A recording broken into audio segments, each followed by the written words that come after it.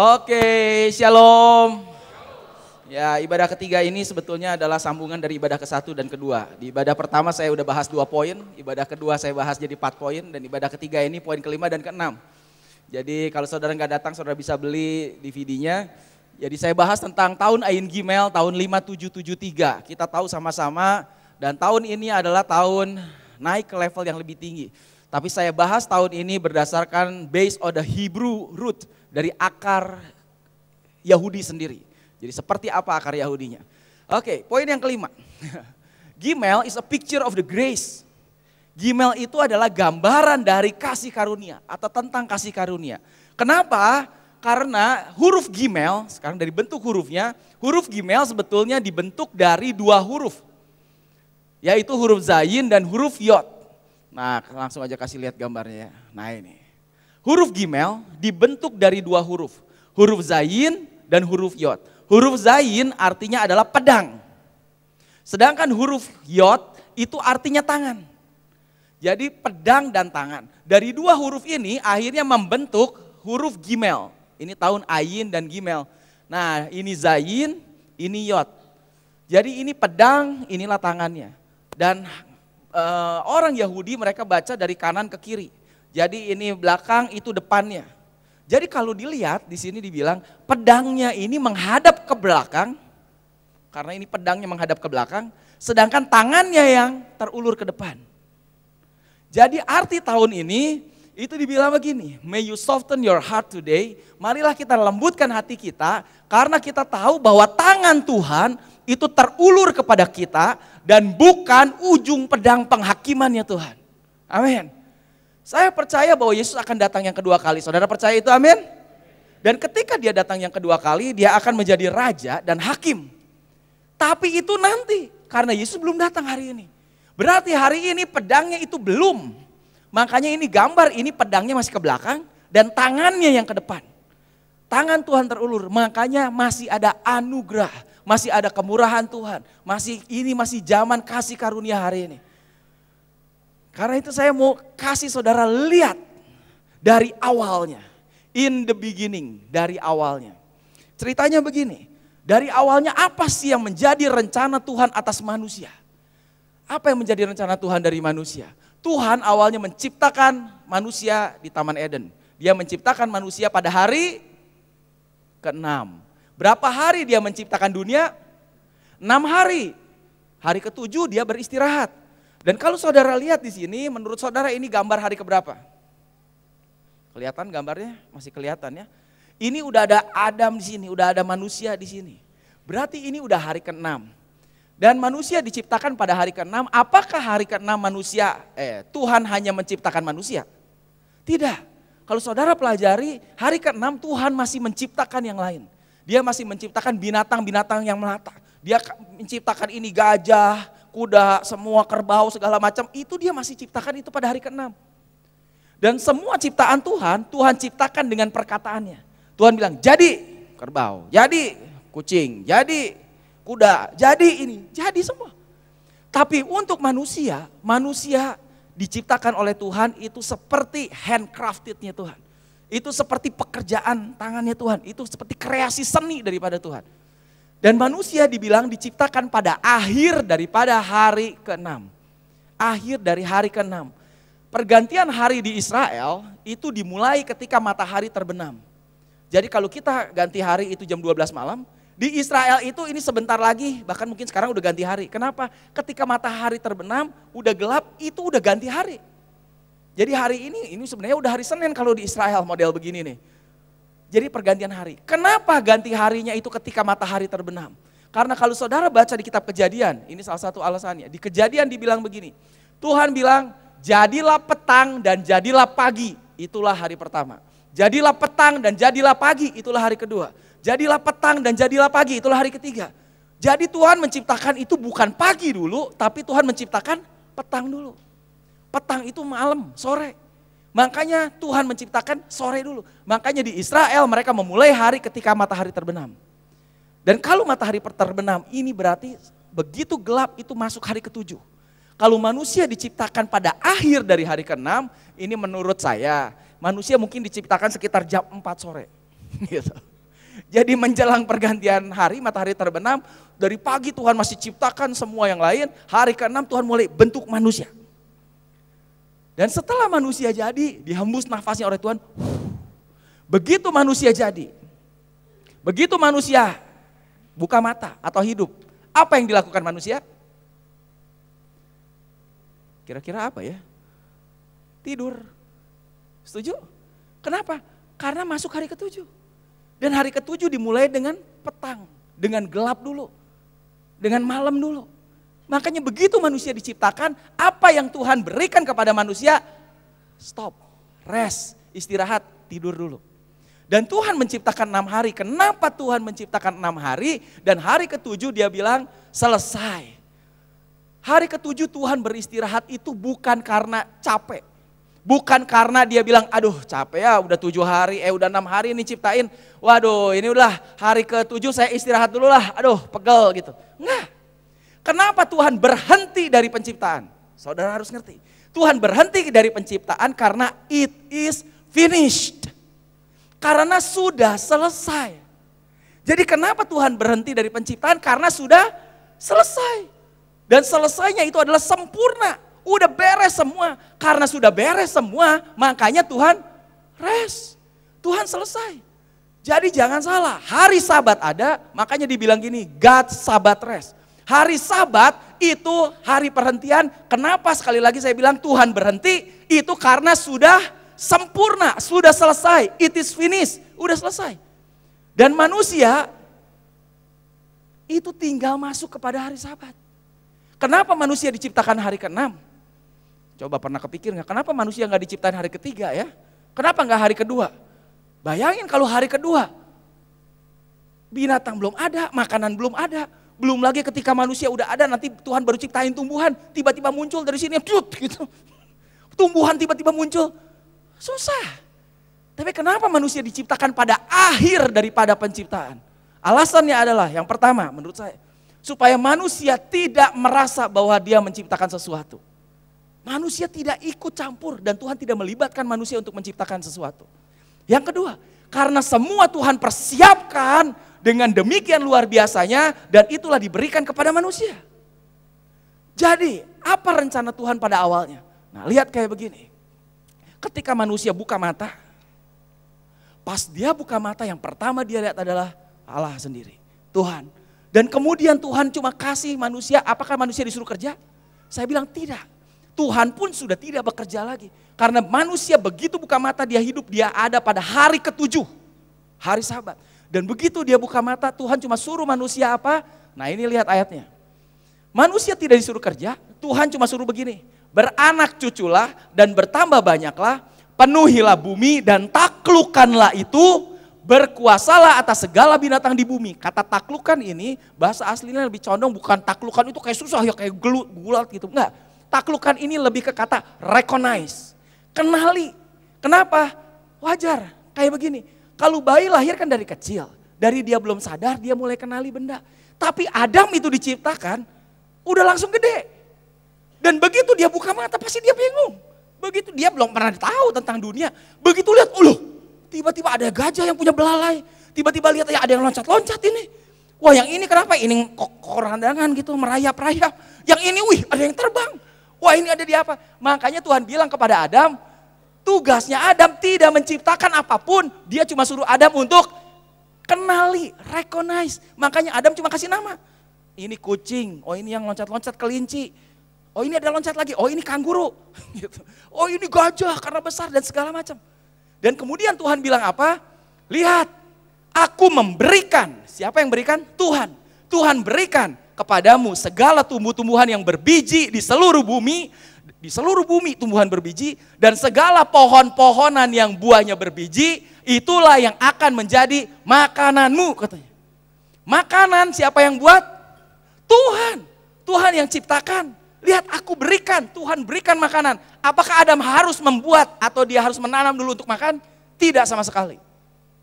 Sekali lagi saya bilang, Taman Eden dibuat untuk siapa? Untuk Adam. Tuhan bukan buat Tuhan menciptakan Taman Eden. Kenapa? Tuhan udah punya rumahnya sendiri. Dia menciptakan Taman Eden itu buat manusia spesial. Semua ciptaan ini diciptakan demikian rupa hanya untuk manusia. Jadi saudara harus mengerti awalnya apa yang ada di dalam hati Tuhan tentang manusia. Hati Tuhan tentang manusia, dia mau manusia itu enjoy apa yang Tuhan sudah ciptakan.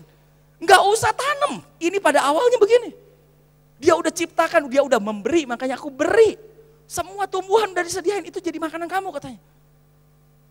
Manusia tinggal masuk rest, sabat karena Tuhan sudah perfect, sempurna ciptakan seluruh dunia ini.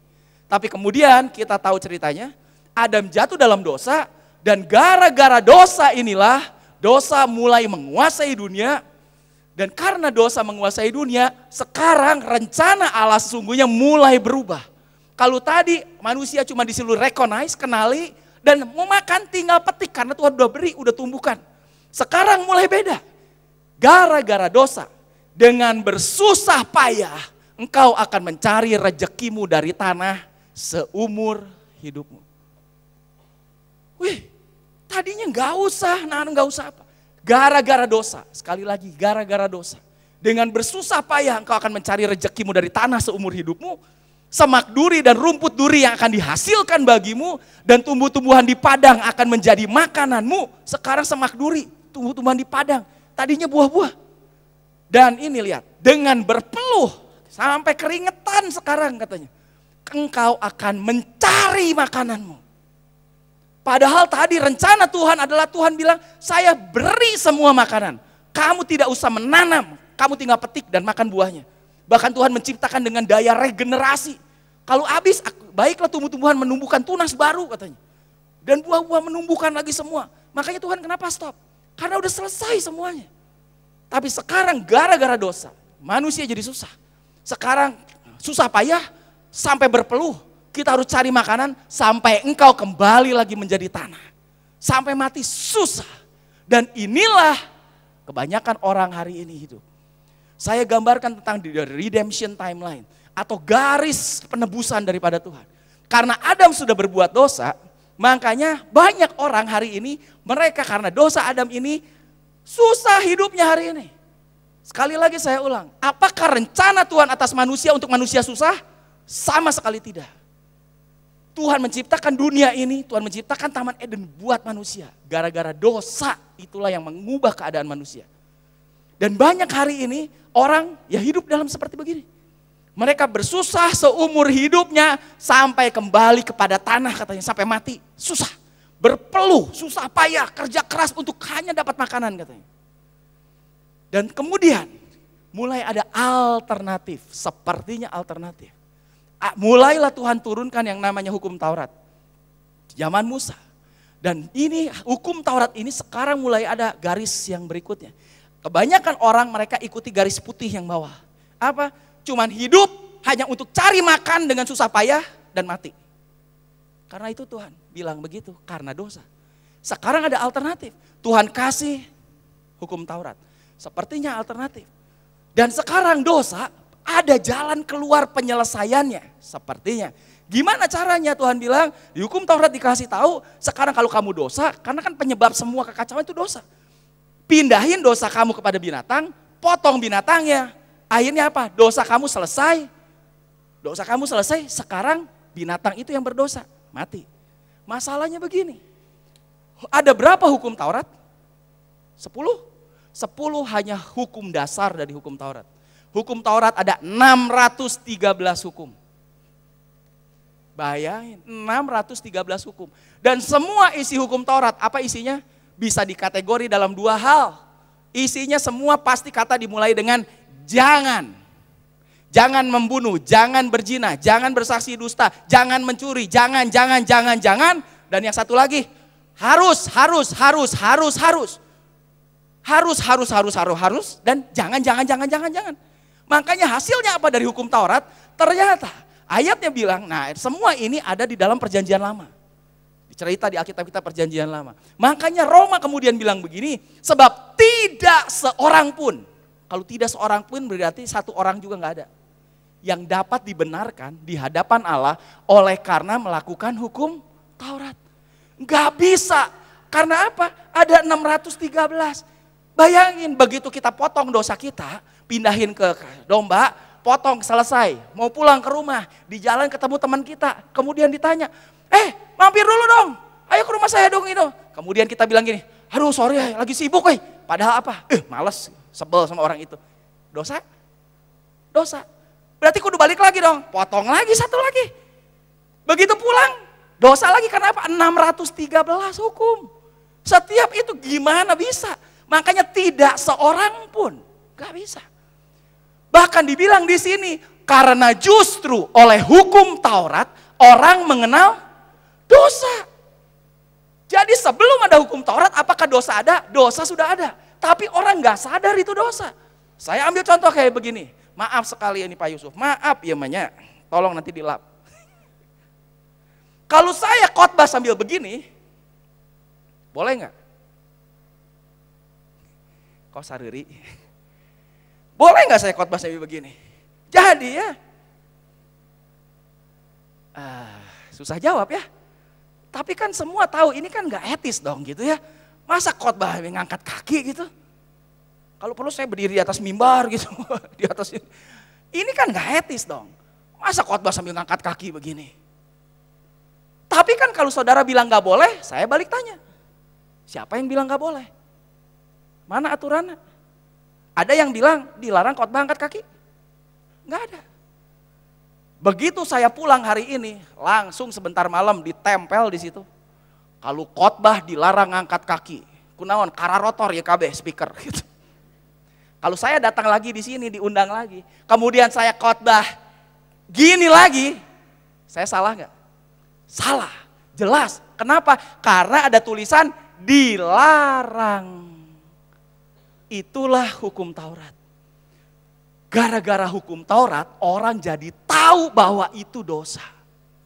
Ini bilangnya, justru oleh hukum Taurat orang kenal dosa. Bukan berarti dosa nggak ada. Dosa sudah ada tapi belum kenal. Gara-gara hukum Taurat, kenal, jadi tahu. Ini teh dosa, ini tuh dosa, ini dosa. Kenapa? Karena dibilang jangan mencuri. Tadinya pikir mencuri, siapa yang bilang nggak boleh, nggak ada hukumnya. Jadi hukum Taurat makanya tidak seorang pun bisa lakukan. Makanya dibilang di sini, tetapi sekarang tanpa hukum Taurat, kebenaran Allah telah dinyatakan karena iman dalam Yesus Kristus bagi siapa? Semua orang yang percaya. Kuncinya adalah yang percaya kepada Yesus. Jadi sekarang ada alternatif lagi, alternatif ketiga. Untuk bebasin dosa. Tuhan bilang, do you trust me? Yesus datang dan dia bilang, kamu percaya nggak kepada saya? Apa percayanya? I will save you. Saya akan menyelamatkan kamu. Kamu percaya nggak? Dan Yesus tawarkan itu kepada orang-orang Yahudi yang pegang hukum Taurat. Saya datang, I will save you. Percaya nggak? Nggak percaya. Tapi hari ini juga Tuhan tawarkan, I will save you. Saya akan menyelamatkan kamu. Dan inilah cerita dari kita Injil. Dan Yesus membuktikan apa yang dia bilang. Dia bilang I will itu akan. Saya akan menyelamatkan kamu. Dan kemudian Yesus mati di salib. Dan apa yang dia lakukan di salib? Dia bayar semua dosa. Sekali lagi, semua dosa. Problem manusia yang bikin manusia susah tadi apa? Dosa. Bukan rencana Allah. Bukan rencana Tuhan pada awalnya. Karena dosa. Dan ketika disalib, ada 3 most powerful words. Ada 3 perkataan yang paling luar biasa. Luar biasa, saya bilang. Bahkan bahasa Indonesia lebih hebat lagi. Bukan 3, 2 kata. 2 kata yang paling luar biasa yang ada di Alkitab. Menurut saya nih. Itu adalah it is finished. Pakai ed. Sudah selesai. Sudah selesai. Apa yang Yesus bilang sudah selesai? Masalah dosa kamu sudah selesai. Aku sudah tanggung dosa kamu. Sudah selesai, kata Yesus. Dan dengan itu diselesai. Sudah selesai. Saya mau tanya dulu begini. Tadi saudara sebelumnya ada baca nggak tulisan it is finished di sini? Saudara tadi lihat PowerPoint terus kan? Ada nggak kata sudah selesai, it is finished yang saya munculkan sebelum ini? Ada? Kalau nggak ada berarti nggak merhatiin. Kalau yang bilang ada, kapan itu? Waktu Allah Bapa selesai melakukan hari ke-6, betul. Ketika dia selesai hari ke-6, dia bilang mau masuk ke hari Sabat, dia bilang sudah selesai katanya. Dan Allah selesai dari semua yang dikerjakannya, dan dia bilang sudah selesai. Lihat, ketika Allah, ini Kejadian 2 ayat 2, pada hari ke-7 telah menyelesaikan pekerjaan yang dibuatnya, ia berhentilah ia pada hari ke-7 itu dari segala pekerjaan yang telah dibuatnya. Sekali lagi, kenapa dia berhenti? Karena sudah selesai, sudah sempurna. Tapi kemudian dosa yang rusak lagi. Dan kemudian, ya, nggak jalan. Nah, Keluaran bilang begini, 6 hari lamanya boleh dilakukan pekerjaan, tetapi pada hari yang ke-7 haruslah ada Sabat. Apa itu Sabat? Sabat bukan hari Minggu. Sekali lagi, Sabat artinya adalah hari perhentian. Dan saya ulangi, kenapa berhenti? Bukan karena capek, bukan karena istirahat. Berhenti karena sudah selesai. Ya kalau udah selesai mau diapain lagi kan? Ya udah selesai, makanya berhenti. Hari Sabat adalah hari perhentian karena sudah selesai, sudah tuntas. Dan saya bilang tadi Bapak sempat bilang begitu, dan Yesus bilang sekarang sekali lagi dia bilang sudah selesai. Berarti apa? Berarti lihat gambarnya ini. Ketika penciptaan di hari ke-6 Bapak bilang finish, selesai.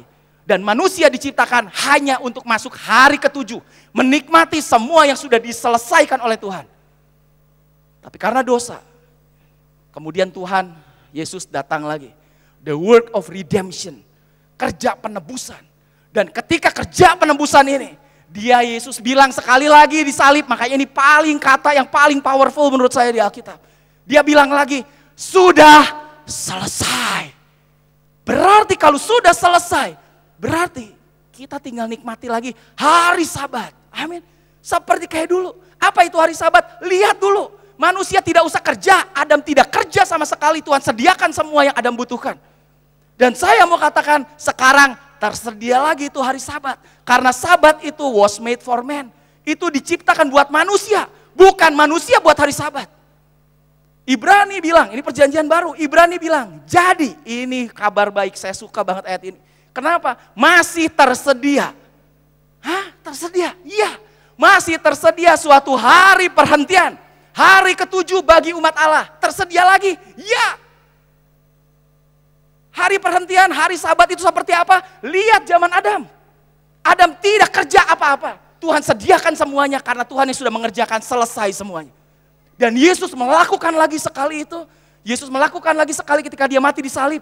Dan dia katakan karena itu sekarang tersedia lagi. Ada lagi hari perhentian. Sebab barang siapa telah masuk ke dalam perhentiannya, ia sendiri telah berhenti dari segala pekerjaannya.